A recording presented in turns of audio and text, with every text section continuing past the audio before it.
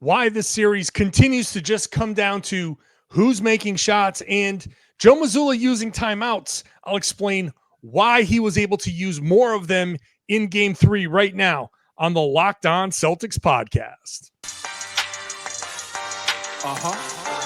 Yup. Beantown, be ever ready. Recognize the city of champs. Back to back, if I say it, it's stamped. Locked on number 19, the best one, the next one. Juice loose in your pool now for the next run. It's the C's, who else could it be? What they gon' say now? Screaming like JT, Karalis, recap the madness. Every game, every practice. Best daily pod, no cap like Brad Beckett. Clutch like Drew to KP, tap in daily. Prime time, dapping D White on the sideline. Raining Jace, how it started, raising banners, how we finished. Locked on Celtics pod, home of the winners. Hey there, welcome back to the Locked On Celtics podcast, right here on the Locked On Podcast Network. We're at your team every day, and I got you every Monday through Friday. Bonus podcasts when they play on weekends. So I had a bonus podcast if you missed it yesterday, Saturday into Sunday. So make sure you're subscribed to get that directly to your device. You would have known that I've already done it if you had been subscribed. So do that. Watch the show on YouTube. Get into the comment section. Let me know what you're thinking there. I'm John Karalis. I'm a beat writer for Boston Sports Journal. I've been covering the team for about 20 years now, and I've written a couple books on the Celtics. So I've got a long, I think, depth of knowledge when it comes to the team. Today's show brought to you by Monarch Money. Take control of your finances with Monarch Money. Use the code LOCKEDONNBA at monarchmoney.com for 50% off your first year. We'll get into later on some discussion about Mitchell Robinson and the Celtics' continued strategy of fouling Mitchell Robinson, which really got into his head. I'll explain the timeouts. A lot of talk after Game 3 about how Joe Mazzulla used this timeout so much better. I'll explain why he was even able to do that. But this whole thing comes down to shooting. And, the best shooter I know is Tom Westerholm. How about that? How about that for an intro? It'll do. Yeah, that'll do. I would like, what I would like is for every one of my intros from now on to be a slightly more respectful than that every time. Let's keep building on this momentum. No.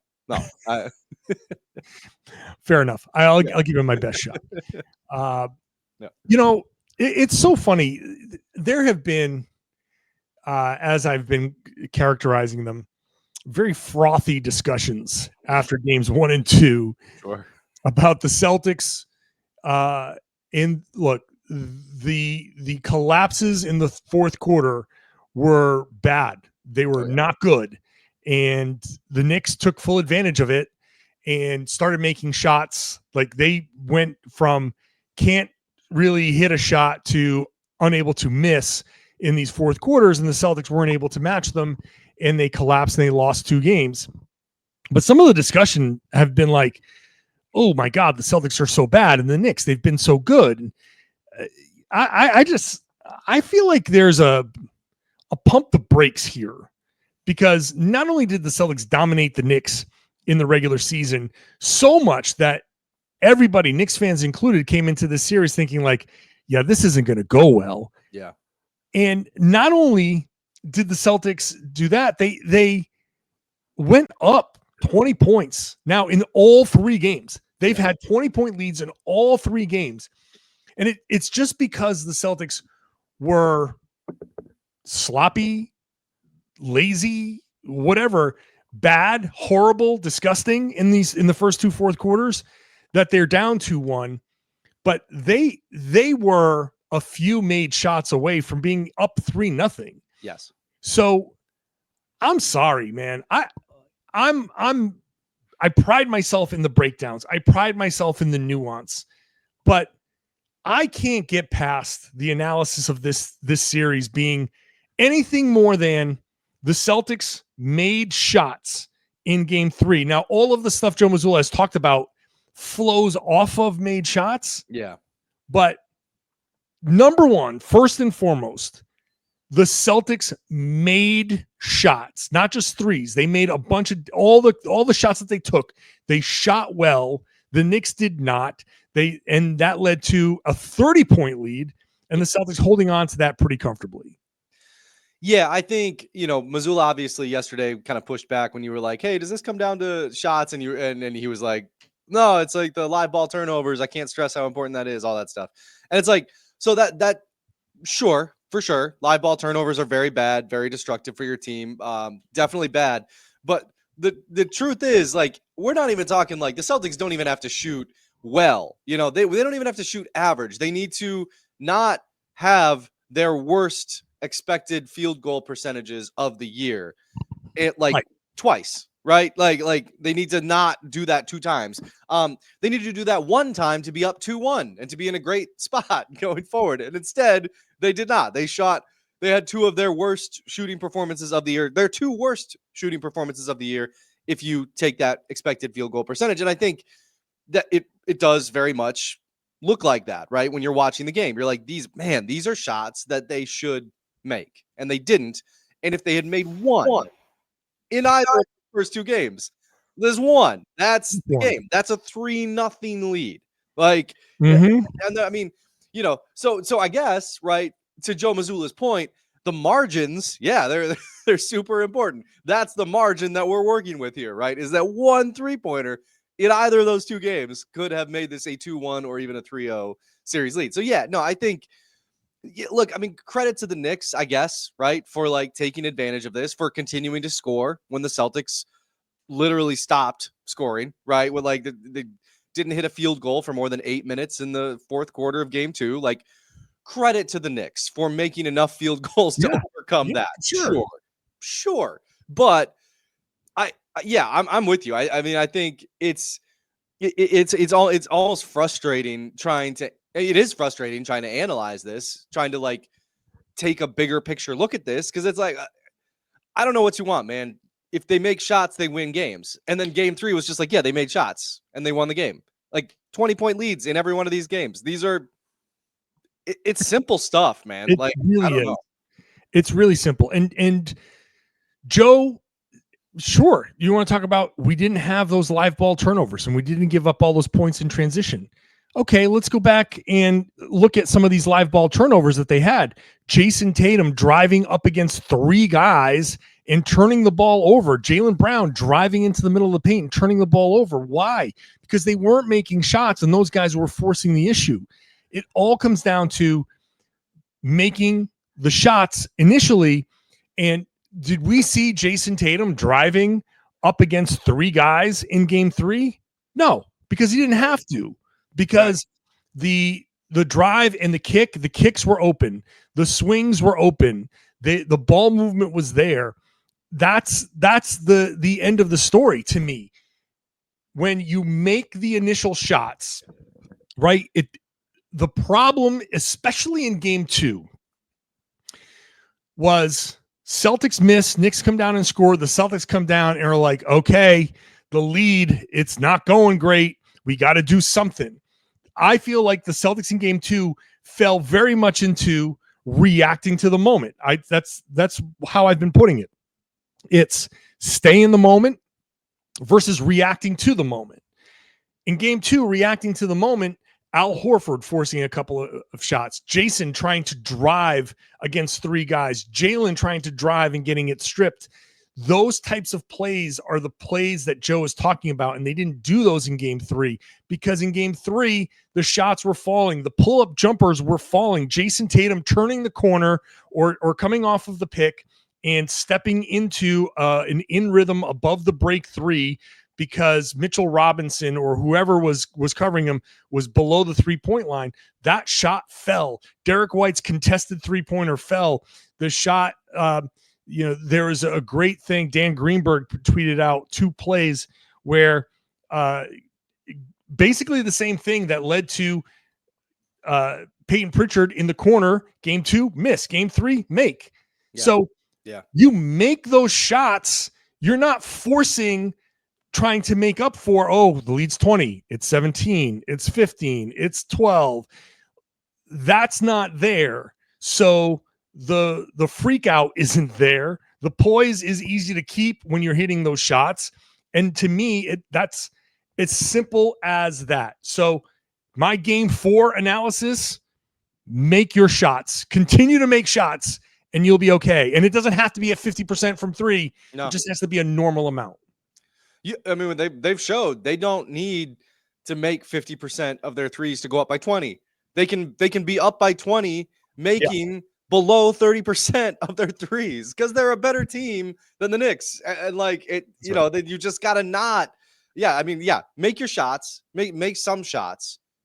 Any reasonable amount of threes, make that, and then don't melt down. And you should be able to go back to Boston 2-2. Now, one thing that people have commented on was Joe Mazzulla did a great job with the timeouts. And he did. I thought there were some plays where sometimes where it's like, okay, the Knicks may like hit 2-3 shots and Joe doesn't like where this is going. So he called a timeout. But why? There's one very specific reason why he's able to do that. And I'll get to that when we come back. Today's show is brought to you by DoorDash. They've got a great deal for you. If somebody scores 50 or more in the playoffs, you get a free 3-piece crispy tenders combo from Wingstop the next day. It's called They Swoosh. You score, and if you see somebody drop 50, you use the code Wingstop50 on DoorDash at checkout, and that combo, the 3-piece crispy tenders combo, is yours. It's crispy, delicious, and totally free when you place an order of $20 or more. And it's an offer that's valid between noon and midnight. So place your order and you get extra free food. So have some fun with it. You know, like it's a go-to move after an epic game. Order those wings and relive the highlights. Who doesn't love watching highlights with some wings? It's an ultimate sports celebration food. So get some whenever somebody scores 50.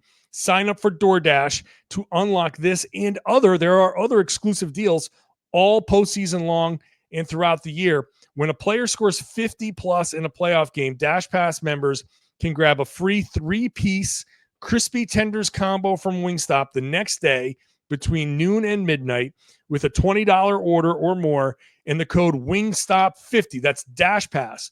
Your door to more savings, more flavor, and more ways to win. Terms apply.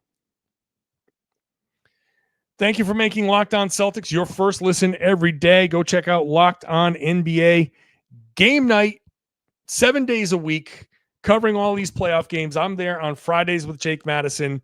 With the playoffs starting to kind of wind down a little bit, there are fewer games, more analysis, and it's a great place to go. Check it out on the Locked On NBA feed. So, Tom, one popular comment in the comment section, Joe Mazzulla was great with the timeouts, especially people were attuned to that after he didn't call the timeout at the end of game 2, which I've said here, I agree with the strategy. You want to maximize possessions.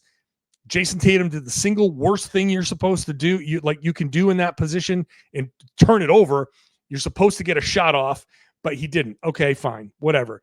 But the reason why Joe was able to call some of these timeouts is because they went on such a roll, again, making shots, that they forced the Knicks to call 2 timeouts in that first quarter, which means the Celtics didn't use a mandatory.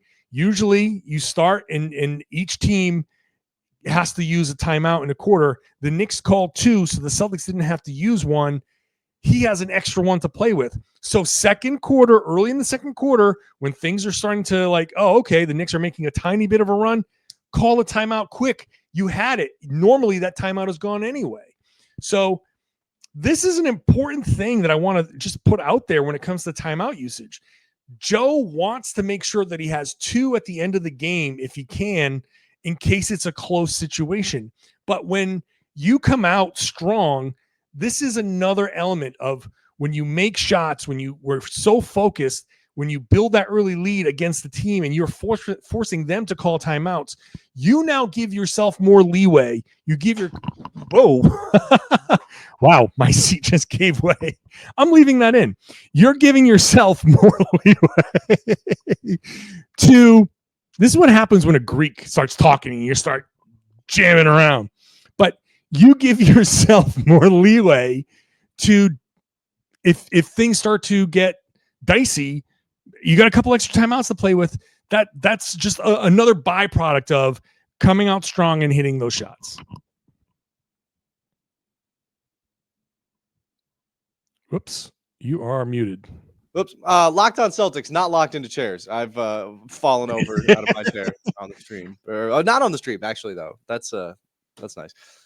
Yeah, no, I think that's a good point to make about the timeouts, and I think I think it's important to remember, right? Just I don't have a ton to add to it other than to say that I think it's important for people to remember, like when you're watching an NBA game, the NBA coach has a pretty good handle on the mechanics of what is happening. Like if you're noticing something, I promise you the coach has noticed it, has clocked it, and is like, it's on their mind. You know what I mean? Like, with like the exception of like, I feel like of a certain Bulls coach from a few years ago who I won't go ahead and mention, who I did kind of always feel like was kind of not like that was one where I was like, maybe if Bulls fans felt they could coach better than him, then possibly. But I do think that, like, generally speaking, right, these guys are very, like, if you've noticed it, the coach has noticed it, he's trying something here, and yeah, like it's not to say that coaches are 100% perfect or that they always make the right decision, but they are also aware of it. But you have things like in the third quarter. Now, I bring this up because there's a lot of discussion about, like, did Joe Mazzulla get out coached? And I laugh a little bit at that because now, did he make great coaching decisions?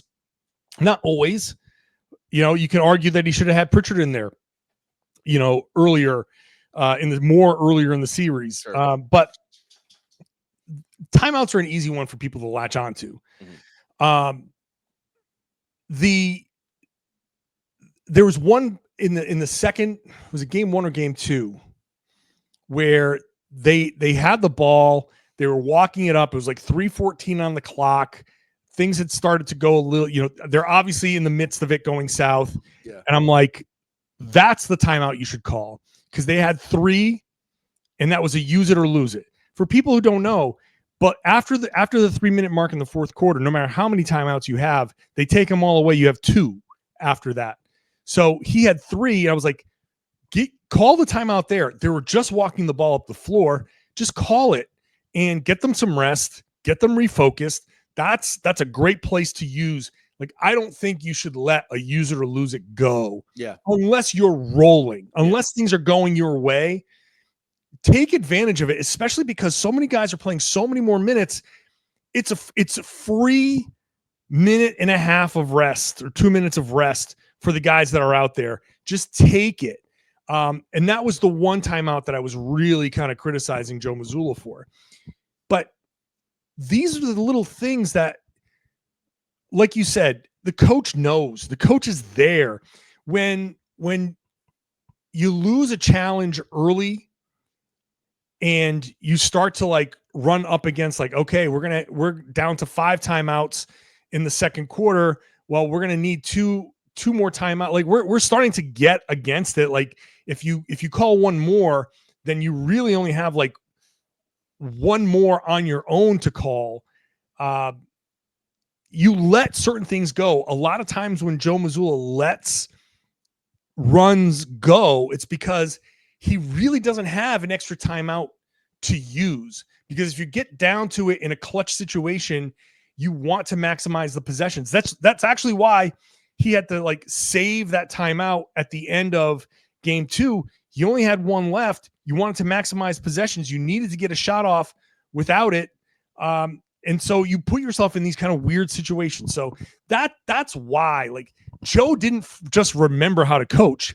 He just had a team that hit shots and went nuts and put them in a position to have a little bit of leeway. For sure. I will point out, like, he may have gotten out coached. I do think that's like, you can say, like, yeah, but Joe Mazzulla got out coached in games 1 and 2 if you want. Like, I'm not gonna, like, sit here and say that that's incorrect. Also, even him getting out coached doesn't matter, and the Celtics are still up 3-0 if they make 1 or 2 more 3-pointers. So that's also, yeah, that is 100% factual. Okay, Mitchell Robinson, another coaching decision the intentional fouls. That really got into his head. We'll talk about that. And we'll talk about when will a great player have a great game in this series, or you know what, any semifinal series as it is. All right, we'll talk about that when we come back. Today's show is brought to you by Monarch Money. If you've ever looked at your bank account and gone like, I remember more money being in here, then you need Monarch Money. We've all done it. I've certainly done it. I've had some very low paying jobs in my life, so there weren't very many zeros. In fact, the only zero might have been like 0 point something. Monarch Money is your personal CFO. It gives you full visibility and control over your finances. It's not just a budgeting app. It's a complete financial command center that tracks all your accounts, investments, and spending in one place. So forget about just managing your money. You can start building wealth. Monarch Money helps you realize just how much you're spending on the little things, the things you don't even think about, like food delivery and anything with fees. It helps you budget smarter and save more. If you've got a partner, it's easier to track shared personal accounts, set goals, stay on the same page. Taking the stress out of a relationship by managing your money well, that is well worth it. So you got to check out Monarch Money. Use the code LOCKEDONNBA at monarchmoney.com. You'll get 50% off your first year. Monarch Money just helps replace a lot of those apps. You can do it all in one place. monarchmoney.com. Use the code LOCKEDONNBA for half off your first year. Today's show also brought to you by Hungry Roots. Hungry Root is a great service that allows you to cook healthy meals at home during this busy season when you don't really have time to go grocery shopping. It's like your own personal shopper and nutritionist all wrapped into one. They take care of the grocery shopping, meal planning, personalized recommendations based on your tastes and health goals. So it's very convenient, and they tailor your orders based on what you like or don't like. So it gets smarter every time. You just tell them what you like or don't like. And they've got high quality, nutritious food that you can stick to. High protein diet if you want, a low inflammation type meal thing. You can do that. The meal comes together in 15 minutes or less. You've got more time for whatever, workout, time for your family. Less time cooking means more time with your family. Take advantage of this exclusive deal, 40% off your first box, plus a free item in every box for life. Go to hungryroot.com/LockedOnNBA. Use the code LockedOnNBA. That's hungryroot.com/LockedOnNBA. Code LockedOnNBA. 40% off and a lifetime free item. Thanks for making Locked On Celtics your first listen every day. A reminder, we've got a Locked On for every NBA team. So go check out Locked On Knicks, see what they think after that Game 3 loss. Plus, every other team in the playoffs, you want to see what they're doing, what they're saying, how they're processing wins and losses. Home teams just getting crushed in these playoffs. Another home loss. The Denver Nuggets lost to OKC. Like, I don't want to be like, oh, see, it's happening to everybody, so people shouldn't be worried. I know that's people, Celtics fans aren't going to be, into that, but it is happening everywhere. It's kind of weird. The Pacers at home are currently it's first half, but they currently are kicking the crap out of the Cavs for what it's worth. This is crazy. Yeah, this is crazy. The Cavs are going to get eliminated, and I'm confident the Celtics are going to win this series. I'm going to have to go back to Indy again. I thought I was done with Indy. Nope. It's the one team I don't want to face. And here we are. Yeah. But in the meantime, Celtics are still down 2-1 sure to the are. Knicks. Mitchell Robinson, the free throw stuff has gotten like kind of nuts. I think him at the free throw line, he is extraordinarily demonstrative about he is very upset that he's not hitting these free throws. Like, this is, to me, this strategy is really bearing fruit now, because every miss seems to like completely decimate his confidence. Yeah, for sure. I mean, I think, the one that he airballed where he literally put his head in his hands. It's like, I mean, like just even from a strategic from a strategic standpoint, you can't do that. Like you gotta like keep just like, oh well, on to the next. Like, Oh my God. because like Joe must be loving this. Joe seeing that reaction, Mr. Mr. Killer Whale and Seals and oh my everything. God. He's just like, he's gonna foul him every time. Yeah. Every time he's on the floor. Yeah. Yeah. I mean, and I think in game 2, I really was just like, what are you doing? Like, I understand you're trying to get him out of the game, but like putting yourself or putting the other team in the bonus on purpose and just knowing, well, they're going to pull him out in a second here. And it's just like, it felt, I don't know. I had real questions about it after game 2. And then, game 3 rolls around and it's like, oh my gosh. Yeah. 4 for 12. I mean, unbelievable rate of return on, like points per possession, the 4 for 12 from the free throw line. Robinson in a game that the Knicks lost by 22, he was -3, yet again, his plus minus is like really holding up and getting him off the floor. It does matter. Like, so, I mean, I think, he's got to improve for sure. But like, also like, to your point, like the body language after he misses is just, it's not, you don't see that really at this level. Like, and I mean, I posted this the other day. It's just like, I understand that like free throws happen, like the bad free throw shooters happen. And like a lot of it really just comes down to their, mentality, their, whether they're shook or not. But it that in itself really just hammers home. Like, it's insane to watch somebody who is this bad at free throws at the NBA level. Cause like, it's not practice. Mitchell Robinson is out there getting free throws up. I guarantee you he is. And like, I bet you in practice, he's making, whatever percentage of them it is. It's just, it's really ugly, man. He shoots these line drive. It's bad. We were talking about it on press row. We were like, we felt bad for the guy because he was so upset. It was like, buddy, come on. Like, it's not, you can't be letting Joe Mazzulla see this, man. Like, he's like, that's Mr. Get Up at his superstar. You can't let that guy see this. That's like a gazelle on the plains being like, oh my God, my broken leg. I don't know my ACLs. Oh man, this is so painful and I'm so slow. I hope nobody eats me. Like, it's so like, so the instant the Celtics are in the penalty, like, but now that changes. Tom Thibodeau is going to have to be like, oh crap, we're in the, they're in the penalty.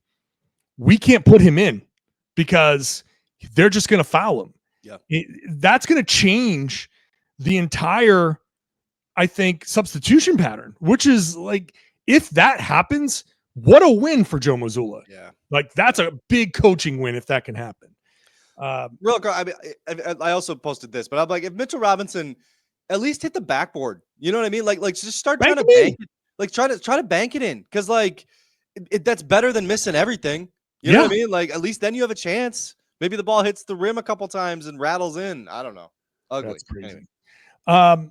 Finally is, Tatum had a good first round and has had like some decent performances here, but no superstar has dominated, right? Jalen Brunson has not shot well. And you know what? When we go back to making shots, the Knicks missed some very clean open looks to start game 3 that the Celtics turned into points and could have changed the entire dynamic of the game. The Knicks are very much in the just make shots as well kind of category, but Brunson is not shooting well. No. Karl Anthony Towns is so like, I am so out on Karl Anthony Towns. I'm selling all of that stock. I've never been lower on Karl Anthony Towns. Like, I'm disgusted by what I see from Karl Anthony Towns. So you're not getting any superstar performances there. The Celtics aren't having dominant Tatum Brown, like just dominate the game.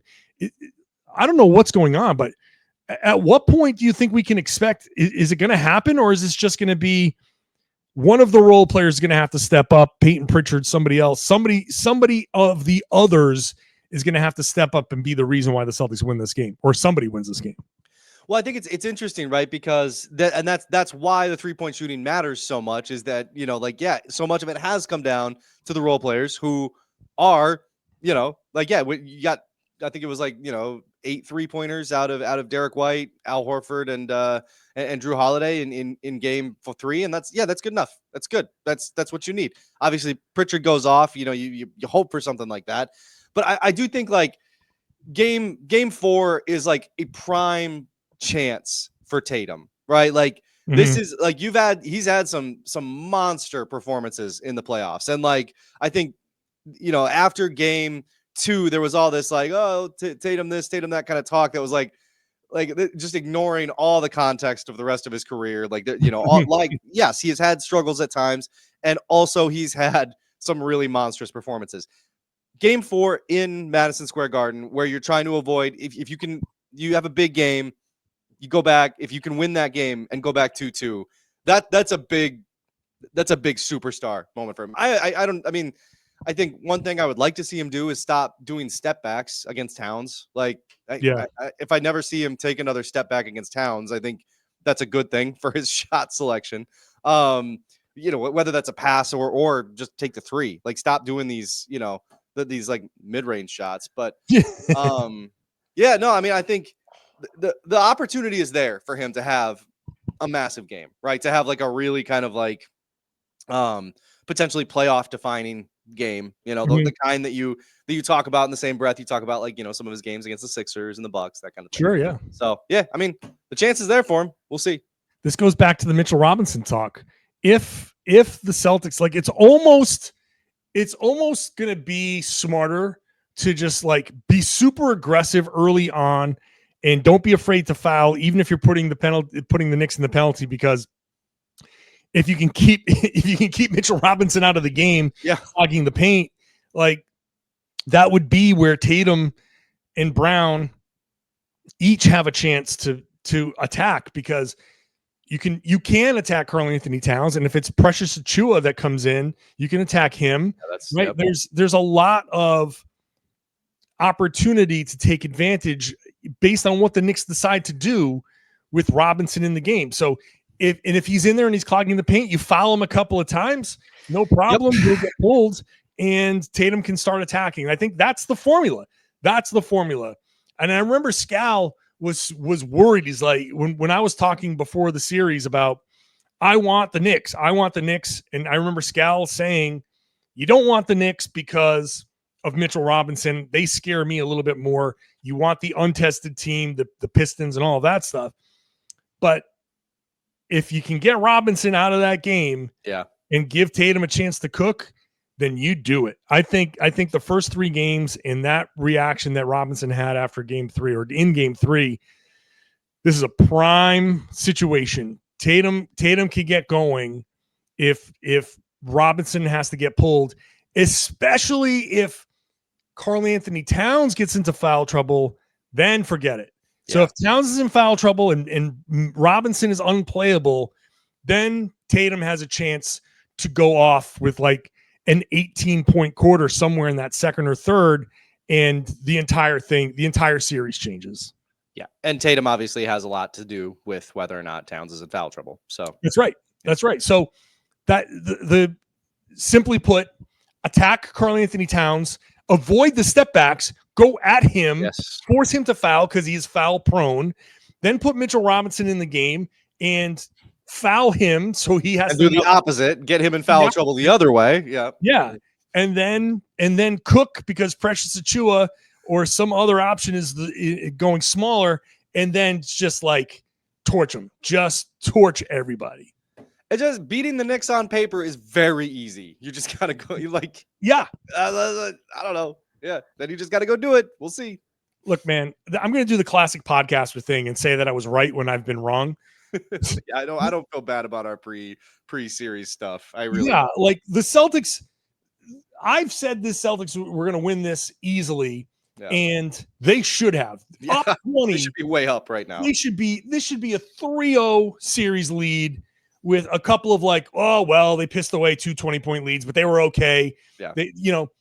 you probably would have won each game by 10 by the time the Knicks were done fouling and you hit your free throws and all of that stuff. Yep. So the story would have been, you're up 20, kind of blew it, but you held on.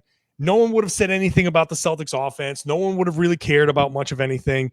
And then this, assuming that the game 3 went the same way, I feel like I was right, and the Celtics screwed it up. That's right. In those 2 fourth quarters. That's my take, and I'm sticking to it. All right, Tom. Yeah. Thanks, Tom. I always appreciate Tom Westerholm. I appreciate you, the listener, the watcher, the person who laughed at me when my chair here kind of gave way. But I'm back. I kept it together. I didn't hit the floor, and I powered through. That's the important part. I powered through for you on the Locked On Celtics podcast. So make sure you're subscribed wherever you get your podcast. Watch the show on YouTube and then get into that comment section and share the podcast. Tell everybody they should be listening to and watching the Locked On Celtics podcast here on the Locked On Podcast Network. It's your team every day.